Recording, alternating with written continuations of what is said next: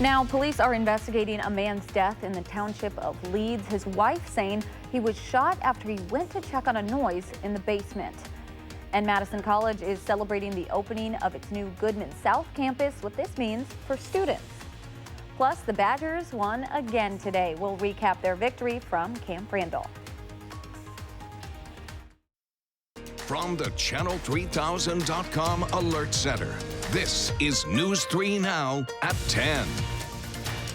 Thanks for joining News 3 Now at 10. I'm Amanda Quintana. We'll get to our top stories in just a minute, but first, we've got rain on the way. Let's turn it over to Dave Caulfield with your first alert forecast. Dave? Yeah, we have rain moving in from the south and west. It will arrive in Madison, I think, just around midnight, and we will see at least the potential for some downpours into early Sunday morning. On Doppler track, we could see the first semblance of shower and thunderstorm activity moving closer to Dubuque. Madison on the Edgewater Skycam looking at partly cloudy skies. The clouds have been on the increase over the last couple of hours after seeing a little bit of sunshine this afternoon, which felt pretty nice. Temperatures are in the mid-50s in Madison. We are also seeing some upper 40s just to the north and east in Juneau and Watertown. I think those temperatures are going to stay pretty steady, and the breeze has picked up a little bit ahead of that round of showers and thunderstorms on the way out of the north and east at about 15 miles per hour right now.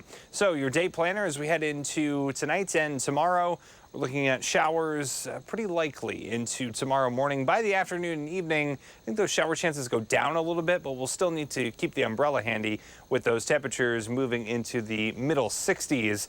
And coming up in your first alert forecast, we'll talk about a wild temperature swing and some more heavy rain potentially on the way in just a few minutes. Thank you, Dave. Deputies are investigating a suspicious death that happened last night in southern Columbia County. They say it all started after a woman called 911 and said a suspected intruder shot her husband after breaking in. Our Adam Duxter has more. Police say it was this home in the remote area of the township of Leeds where they responded to a call for help shortly after 9 o'clock Friday night. According to a report, a woman calling from inside the home saying her husband went to check on a suspicious noise coming from their basement. When he went downstairs, he was allegedly shot. The woman and child still in the home hiding when authorities arrived. Police used canines to search the area but couldn't find anyone or anything to clue them in on what happened. And tonight they say they're still trying to do just that, asking for help from neighbors in this rural town to see if they saw anything out of the ordinary, either before or after that call was made. They're also asking the neighbors to be vigilant still tonight, as they're unsure if a suspect could be in the area. Tonight they're asking anyone who might know anything about what happened or why it might have to call their Crime Stoppers line at 1-800-293-8477. Police are not naming the 35-year-old victim tonight, but say they're waiting on results of an autopsy that will take place tomorrow that they hope could possibly give them more answers. Also just into the Channel 3000 Alert Center tonight, officials say a man was killed in a shooting on Madison's north side. Madison police say officers responded to a report of shots fired in the 500 block of Northport Drive tonight. Upon arrival, officers found one man with a gunshot wound who they say later died from his injuries. Police are still investigating, and our Adam Duxter is on the scene right now. Adam, what's going on there? Yeah, I'm near the Ridgecrest apartment complex on Madison's north side. That's off of that 500 block of Northport Road, where there still is a very heavy police presence right now. Again, police responded to this spot earlier today where they say they found one man with a gunshot wound who later died from his injuries. Now, we still don't have word on a suspect or if there is anyone in custody at this time. We will continue to update our website, channel3000.com, as soon as those updates do become available. But again, one person has died here tonight off of the 500 block of Northport Road on Madison's north side. Adam, thank you so much. Fitchburg police say it has received at least 5 reports of thefts from cars since 10 o'clock last night, and a garage door opener was taken from an unlocked car in at least one instance. Officials say while they were investigating one of the reports, a dark SUV sped off from the area. The addresses you're seeing on your screen now are the places where thefts have been reported. Police are asking nearby residents to check any home surveillance cameras for unusual activity. Baraboo police are investigating a shots fired incident involving several people early this morning. Police were sent to the 900 block of Lake Street around 1 o'clock after receiving a report of gunshots. Police say an investigation found that multiple people arrived at a house in a car and caused a disturbance. One of them reportedly fired a gunshot, but no one was hit or injured. Officials say the suspects drove away when police arrived. A teenage girl is in custody after injuring a Madison officer. According to Chief Mike Koval's blog, a 14-year-old girl left home by herself around 6:30 last night. The teen wanted to visit someone but didn't tell an adult where she was going or if there would be supervision. Officials say an adult followed her to the Cottage Grove Road and Floor Lane area to see where she was headed, and that's when an officer tried to talk with her, but she was being uncooperative and injured the officer. The girl was charged with resisting an officer and battery to an officer and taken to a hospital for an evaluation. Yesterday, GOP Congressman Mark Amodei became the first House Republican to support the impeachment inquiry into President Trump. In a July phone call, Trump asked the Ukrainian president to investigate former Vice President Joe Biden and his son Hunter. Concerns about Trump's call and other interactions with Ukrainian officials were detailed in a whistleblower complaint released to the public this week. On Twitter this morning, the president called the impeachment inquiry, quote, presidential harassment. But Speaker of the House Nancy Pelosi says nobody works in politics to impeach the president. So this is not a cause for any joy that we have to go down this path. It's a difficult decision to make, but we have that obligation because in the actions that were taken could undermine the Constitution and the oath we. Tonight, the president fired back, tweeting, quote, the conversation with the new and very good Ukraine president who told the fake news at the United Nations that he was not pressured by me should be, and in and of itself, bring an end to the new and most recent witch hunt. Madison College's Goodman South campus celebrated its grand opening today. Community leaders in politics and education attended today's celebration. The $25 million campus opened its doors on September 3rd and was funded almost entirely through donations. If you go in, you'll see that this was really thoughtful in terms of light and color and art, local artwork reflecting the various cultures in South Madison, specifically the Ho-Chunk, Latinx, African American, and the Hmong communities. So when students and community members walk in this building, it's not just a building, it feels a little bit like home. The 75,000 square foot campus gives Madison's South Side full access to college programs, student services, and community services. And school officials say they have already seen 500 to 600 new students come to the new building. Before the Badgers took the field today against Northwestern, Houseman Johnson Insurance hosted its 5th annual Melody's Hope for Children tailgate. It's hosted in honor of their late colleague who passed away from cancer in 2015. All funds raised today will go to the American Family Children's Hospital. This fundraiser allows for the families at UW Children's Hospital to be treated with family-centered care. I always wanted to do something for her, and we started this tailgate, and we've raised over $250,000 so far in the 5 years we've done it. Probably raised an additional $60,000 to $70,000 today. So it's just been a great event for us to do before a Badger football game. Houseman Johnson Insurance has a goal of raising $60,000 today. Those who did not make it to the tailgate today can still donate. We have a link to that on channel3000.com, and we'll have more coverage from today's win later in sports. Yesterday, a Wisconsin man was given a proper military burial thanks to a group of strangers. To let this man know wherever he's at, your country supports you, we support you, and his family, wherever they are, that people love and support him as well, even in his final hours here. Jonathan Witt's family is mostly disconnected, but at 31 years old, the unclaimed veteran did not get sent off alone. Those he fought to protect on the home front came to say thank you and deliver a message at Nicollet Memorial Park Cemetery in Green Bay. Witt served in the Army from 2005 to 2007. Still to come on News 3 Now at 10, a group of volunteers spent their day in Dane County parks for National Public Lands Day, how they're removing an invasive species.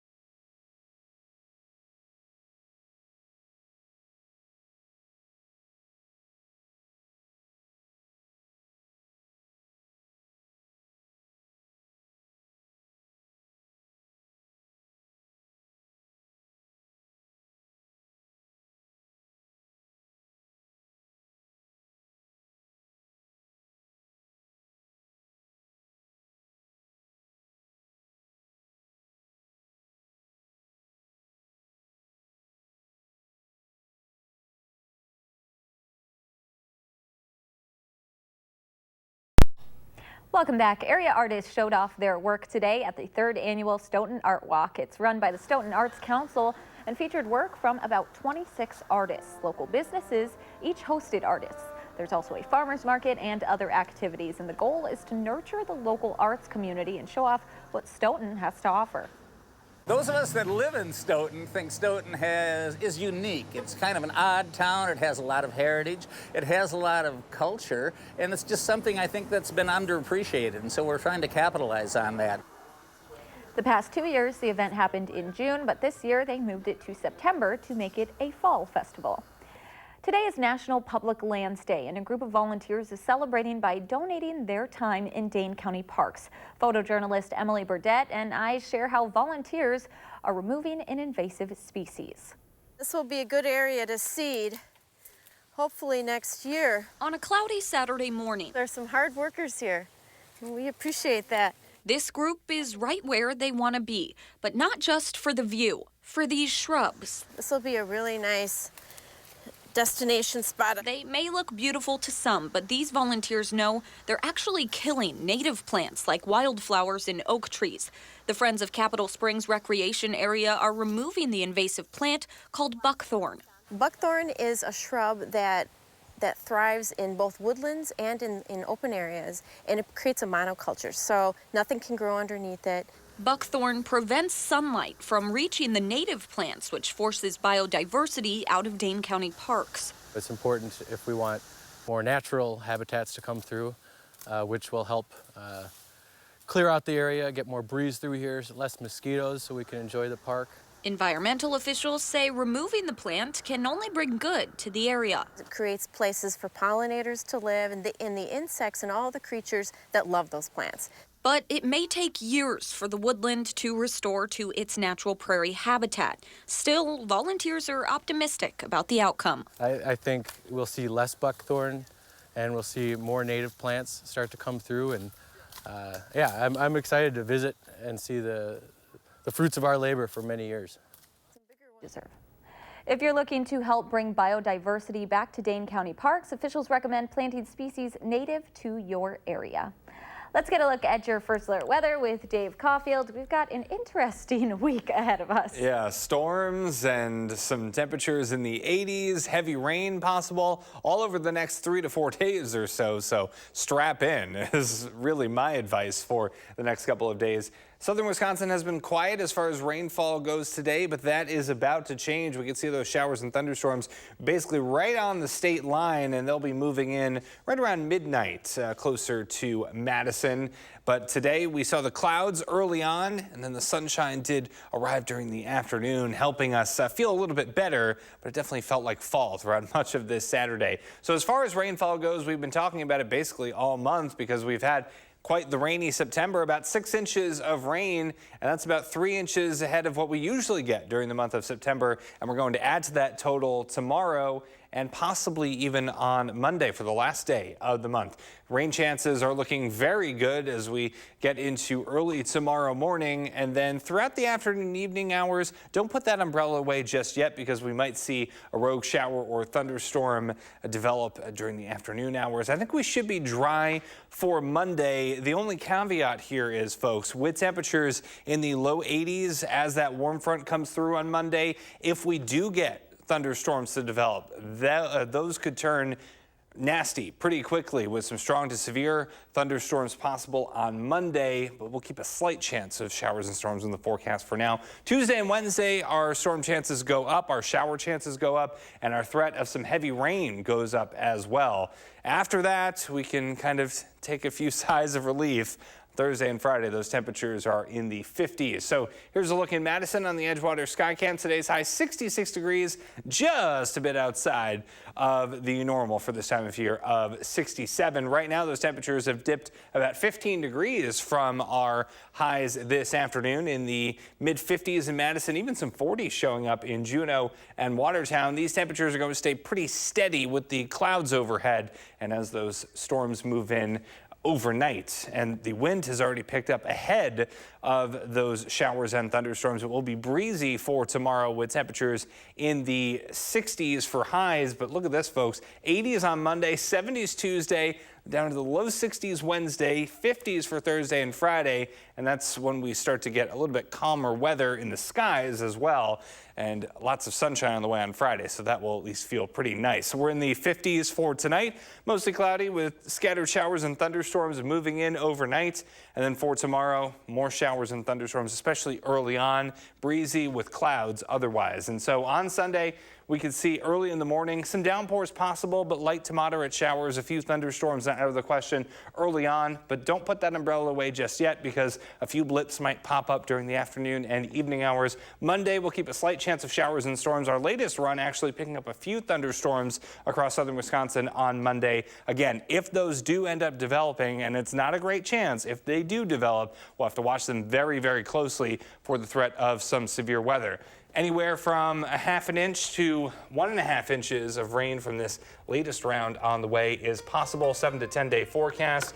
Alert days in the forecast Monday through Wednesday for some heavy rain and severe weather potential. And we're in the 50s by Thursday and Friday. Dave, thank you so much. Next on News 3 Now at 10, the Brewers keeping it as exciting as the regular season starts to wind down. Highlights coming up next in sports.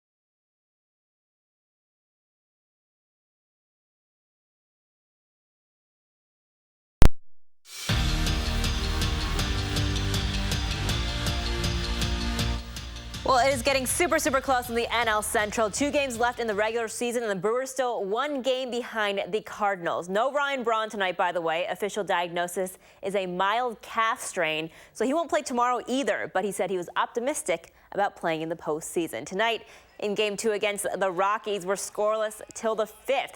Eric Thames just gets that one into right field there, number 25 of the season for him, 1-0 Brewers. Then in the 7th, Orlando Arcia lining one into the corner, and Ben Gamel sprinting for his life, 2-0 Brewers. But the Rockies come back and more. Bottom of the 9th, Sam Hilliard, the solo homer, and Trevor Story just hit another solo homer in the bottom of the 10th for the walk-off win. So the Brewers stunned 3-2 the final. The best they can hope for now is a tiebreaker on Monday, because the Cardinals also lost the Cubs tonight 8-6.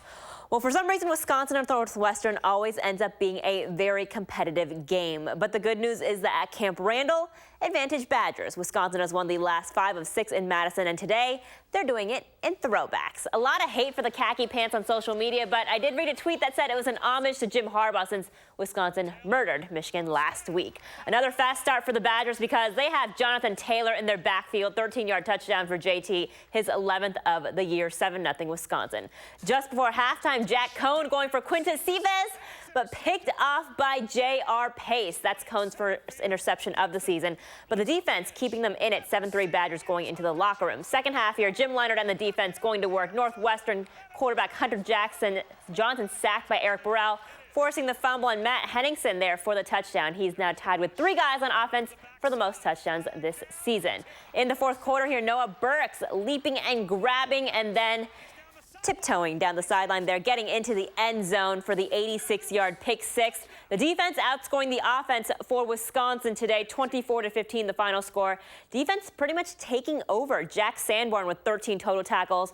Chris Orr putting up 2 sacks. And with more on why this is very, very important, we go to Jay Wilson at Camp Randall. Jonathan Taylor rushed for 119 yards, but the Badgers' offense in general was kind of The special teams were not even But the defense, boy, when the Badgers needed big plays, the defense gave it to them again. We got a bunch of dogs on our defense, that's for sure. I mean, everyone on our defense is ready and hungry to make a big play and make a big play for the team, and that's what has given us success this year. And that's what we try to do. We want to create the momentum. We want this team to move fast, and one way we can do that is by creating turnovers and getting the ball back to our O, or even scoring, and those are huge momentum changers for us. So a couple of relatively unknown defenders, Matt Henningsen and Noah Burke, scored touchdowns, but the heart and soul of this Badger defense, ranked #1 in the nation, is linebacker Chris Orr. We're all selfless. Nobody's trying to do more than they need to do. Everybody's doing their job and they're doing it well. And that's all. That's all you need to do, to be a great defense. That's all you need to do. That's how you play sound defense. It's infectious, and I think he truly does. He cares a ton about his teammates and loves playing, and it's he's been really fun to be around, and you appreciate it every day. So the Badgers blew out South Florida and Central Michigan and pretty much handled Michigan here last week. So it's important that they win this kind of game, a game where offense and special teams aren't great, but they find a way to win to go to 4-0 in the season and 2-0 in the Big Ten. At Camp Randall Stadium, Jay Wilson, News 3 Now Sports. Elsewhere in the Big Ten, back and forth game between Indiana and 25th ranked Michigan State. We pick it up in the 4th. Michael Penix Jr. tossing it up for the Hoosiers. Donovan Hale making that one-handed grab Indiana up. But Spartans still in it. Brian Lewerke fires one to Matt Siebert for the 10-yard score. Spartans back in the lead by 4. Michigan State hangs on to win 40-31 the final. And what was supposed to be the headliner tonight, 5th ranked Ohio State at Nebraska, turned out to be, well, not. Because the Buckeyes looking fresh for week 4. Justin Fields in the first quarter up the gut for touchdown, 7-0 Ohio State. Later, he passes to Austin Mack for the 18-yard touchdown. Ohio State winning big tonight. And finally, Mississippi State at Auburn. First play from scrimmage for the Tigers. Handoff to Boobie Whitlow for the 30-yard touchdown. But check this out as he gets into the end zone. He was pushed into the Mississippi State mascot. I know, a live bulldog. He's named Bully, who was on the sidelines on the corner of the field. I know, Amanda, I didn't want you to see this. I also want you to avert your eyes. Bully, and hello, Bully's handler. What are you doing? Bully immediately left the field, but he returned to his duties in the second quarter. He was seen by his vet via FaceTime, and he is okay tonight, everyone. I'd like to report that Bully is totally okay. Oh my gosh, I'm so interested in how the vet saw him via FaceTime. I know, well, I guess he's kind of checking out because, okay. yeah, at first I was like, oh my God, did he break a rib? I think he's okay though. Bully, hope you're doing okay. Yeah. We'll be right back.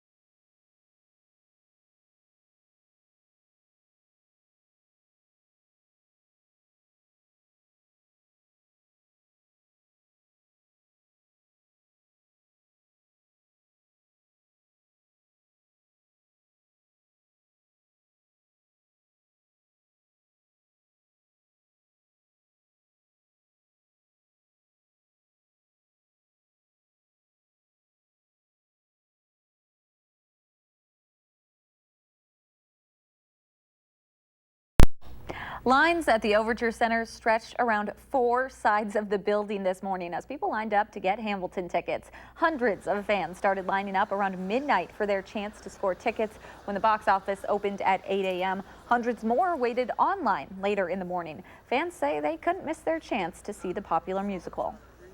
I've been a fan of Lin-Manuel Miranda's since a long time ago. I even was listening to the soundtrack before I had my son when I was waiting to have him that day. So I never thought I'd actually get to see the performance.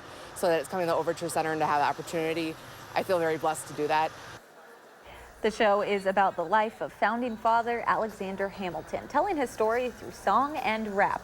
And it's one of the hardest tickets to get in theaters right now. I'm jealous, but also I wasn't going to stand outside in line. So great for them. Yeah. And Props they to didn't, fans. they didn't have any rain to deal Yeah. with. So, I mean, where are my free tickets for that? Am I right? High resolution Doppler is showing the rain that I helped everyone avoid this morning moving in for tomorrow morning. So we're watching those showers and thunderstorms move into southwestern Wisconsin. 7 to 10 day forecast is showing a lot going on for the next week. We're in the low 80s Monday, Tuesday and Wednesday in the 70s and 60s. Could have some more heavy rain as we start next week. You're responsible for no rain, but not for that week ahead. Exactly. We can blame you for all those alert days. Have a good night.